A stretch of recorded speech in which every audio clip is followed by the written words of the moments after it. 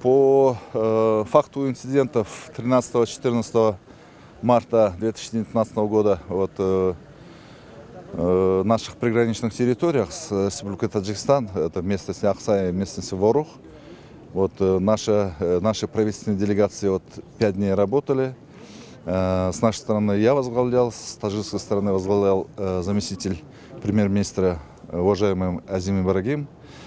В принципе, наши переговоры проходили в конструктивной обстановке, в обстановке взаимного понимания ситуации, в обстановке того, что надо для наших граждан здесь, для граждан Воруха и граждан Аксая создать максимальные условия для их совместного проживания, чтобы не было конфликтов, не было других каких-то инцидентов. В первую очередь мы исходили из интересов обоих государств, как Кыргызстана, так и Таджикистана.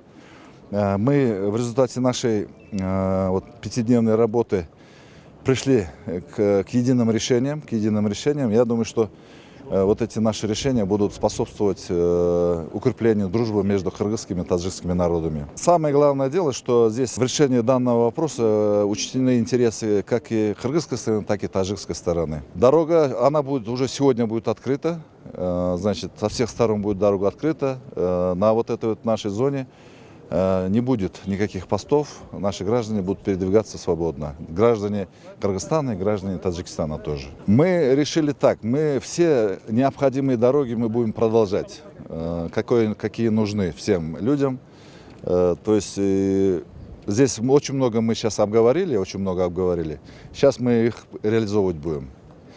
Все, что нужно, мы будем делать. Самое главное, что мы достигли взаимоприемлемого решения.